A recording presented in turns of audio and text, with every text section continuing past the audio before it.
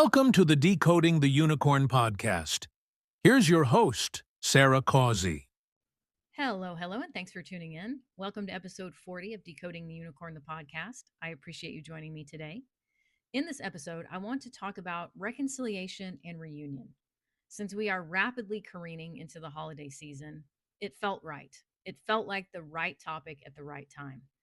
Just as a housekeeping reminder, the podcast will be on hiatus for the next 2 weeks after this. So there will not be new episodes that drop on Tuesday the 23rd or Tuesday the 30th.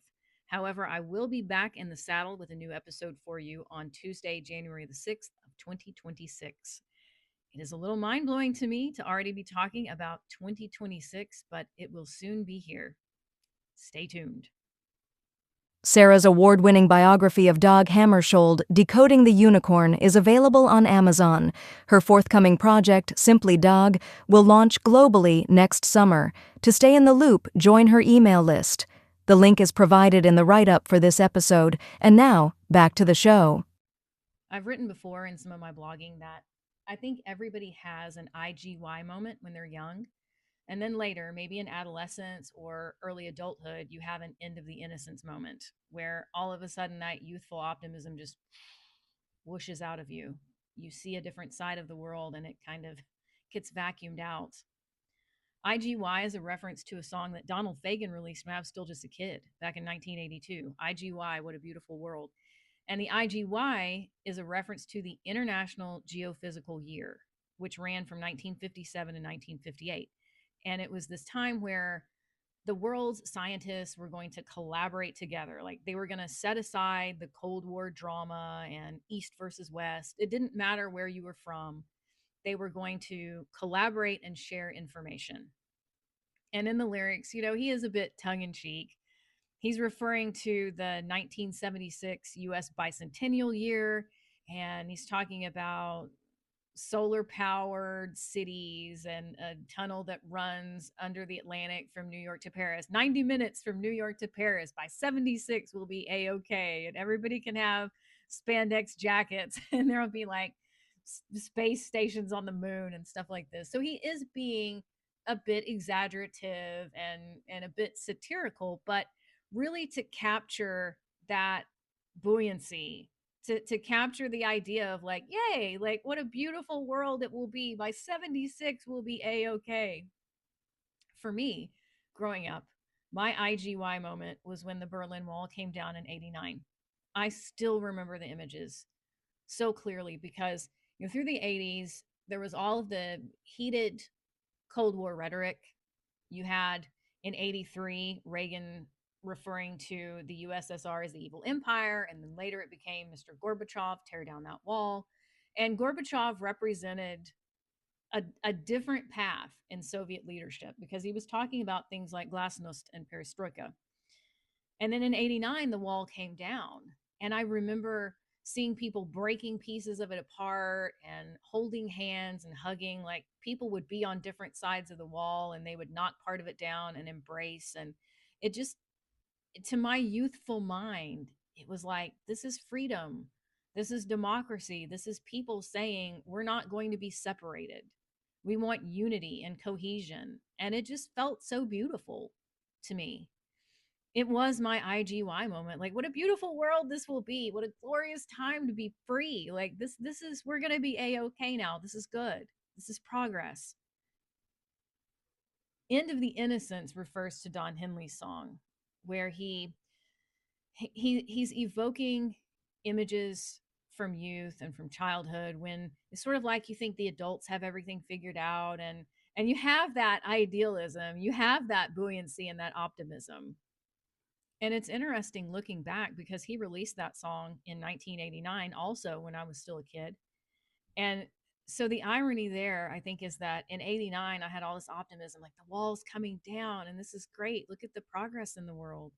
And then at the same time, Don Henley's releasing this song about the end of the innocence. Now, it refers more to the end of the innocence for the boomer generation, I think, which is part of his generation. He's part of that generation. But it really becomes ubiquitous. It's something that I think anybody can relate to.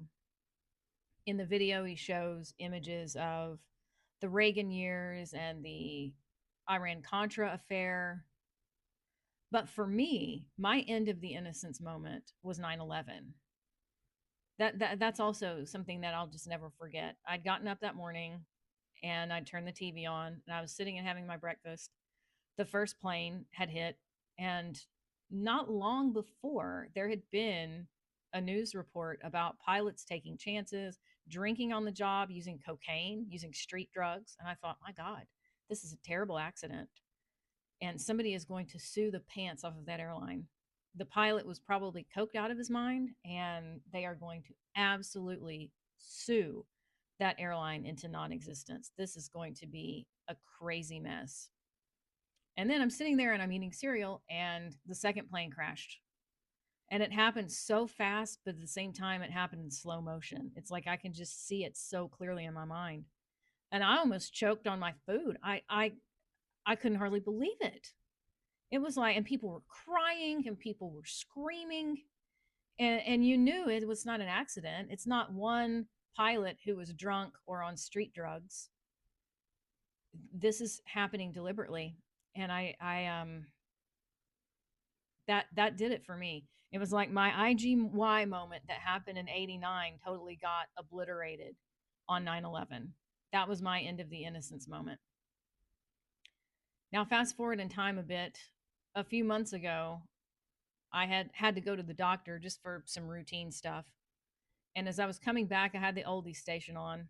It pains me to say that music from 82 has now lapsed into the oldies collection, but it has. That's reality. And they played I.G.Y.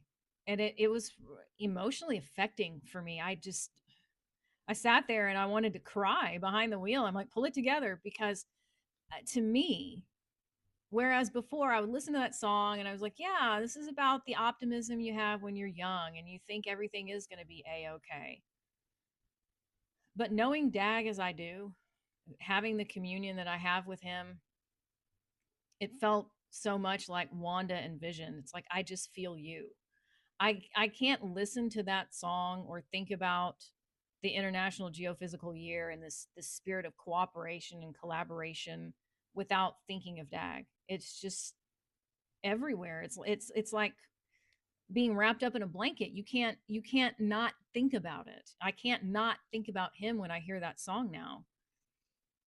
He was committed to disarmament, and he was committed to the idea that knowledge is meant to be shared, not hoarded, and that atomic energy should be used for peaceful purposes, to create jobs, to create energy, to further things like medicine and agriculture, but not to murder people. The human brain, all the capabilities that we have towards progress and invention, should not be used for mass murder. We shouldn't be thinking of ways to harm the planet. How can we obliterate humanity? How can we murder plant and animal life and make this earth uninhabitable for generations to come? Like, why would we even do that? I got misty eyed in the car. I was like, whoa, this song just means something so different to me now than it did for years. And I want to read a passage now from Decoding the Unicorn, because we're in a season of redemption, reconciliation, reunion, regardless of what you may think religiously, and whatever your preferences and ideas may be. I try to be inclusive. It's not my place to preach to anybody. That's not the goal here. Dag had a strong belief also in reconciliation, that after two people or two nations had been squabbling and bickering and disagreeing, there was a way forward. There was a way to reconcile. He firmly believed that. And it wasn't about being a Pollyanna. It wasn't about putting on rose colored glasses and pretending that negative things don't exist in the world. He was practical and pragmatic. But he also had that spirit, that sense of there is a way forward. We do not have to believe that war and bloodshed are the default settings of mankind. If somebody else chooses to believe that, that's on them. But the rest of us don't have to follow along with that idea. So I'll read now under the heading Symphony. The streets of Manhattan were shrouded in mist and drizzle as the Philadelphia Orchestra's bus made its way toward the United Nations building. Small raindrops pattered softly against the windows, blurring the skyline as the musicians shifted in their seats.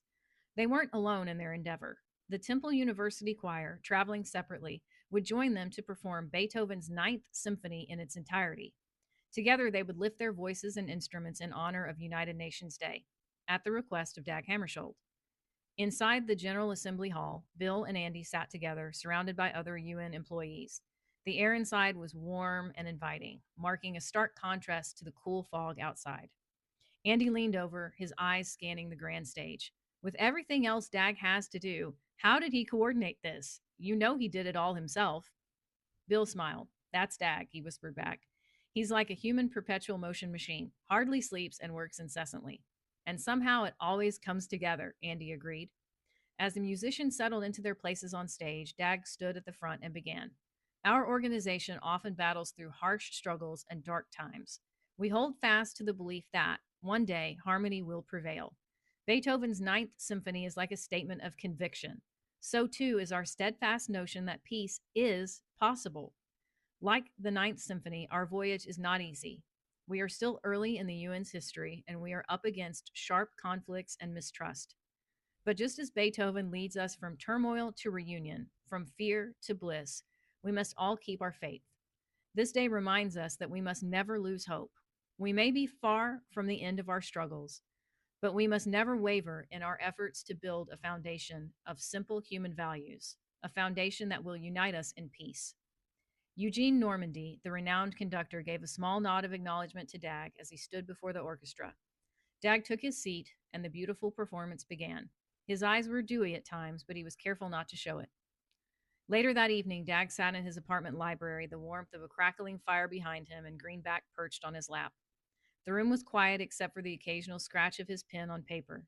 He paused as his mind turned over the words of Isaiah. They shall beat their swords into plowshares, their spears into pruning hooks. Nation shall not lift up sword against nation, neither shall they learn war anymore. The idea of nations turning away from war to embrace peace lingered in his thoughts, intertwined with the echoes of Beethoven's Ninth Symphony. He also found himself drawn to the image of Dickens' Ghost of Christmas Past, coming not with judgment, but with the promise of reclamation, reunion, reconciliation, he thought as his pen moved again. That same yearning, he felt, had filled Beethoven's final movement, a deep desire for connection after conflict. I watched both versions of A Christmas Carol that I really liked just the other night. I love the one with Alistair Sim, and I also love the one with George C. Scott. Both take the character of Scrooge in slightly different directions because in the Alistair Sim version, I think they lean a bit more into Scrooge being grief stricken. His sister is his person. It's like his mother has died in childbirth, his father holds a grudge against him. His older sister, however, is like his person, his ally, as well as a maternal figure for him. And when she dies in childbirth, he never really gets over it. He throws himself into his work. His fiance says, I feel like you're so focused on work. You're obsessed with money. I don't think we should do it. I don't think we should get married. So then he pours himself even more into his work. Amidst this also is the Industrial Revolution. So you have someone not unlike what we're going through now with the advent of AI and robotics and a rapidly changing job market. You have someone who feels like, I have to worship money. I have to worship my job because if I don't, I will be crushed under with the weak and the infirm. I have to steel myself. I have to be hard and tough and cynical and mean. Otherwise, I'll get hurt. The version with George C. Scott leans more into the idea that it's almost like he inherited this personality type from his father because we see more of the father in that version. Like he's tough, he's hard-nosed, and it's like, well, you're going to be home for a few days because your sister wants to see you. I really don't, but she does. And then you're going to go and be apprenticed and you're going to make your way in the world. Like I don't even want to deal with you. I really don't even want to acknowledge your existence very much. He falls in love with this woman and proposes to her, but whenever his father dies, he gets a little nest egg and he decides that he wants to loan that money out and use it as an investment. Like if I send this money out and I make interest on it, then that money compounds and then that money compounds and so forth. And he uses the excuse that he thinks that he can make a better life for himself and the fiance so that when they're married, they'll be well off. It's almost as if to say, because she's poor and she's not coming to the marriage with a dowry from her family, I have to do this. Almost like the sense of I have to make up for the fact that you're not bringing any money into the marriage. And she releases him from the proposal, and she goes off and marries someone else, and he stays single and just worships his business. Both versions, however, in keeping with the story, there's a sense of redemption, of reconciliation, that even if you've been living in a way that hasn't been healthy, you've been obsessed with money and power and greed, you can change. You don't have to live that way anymore.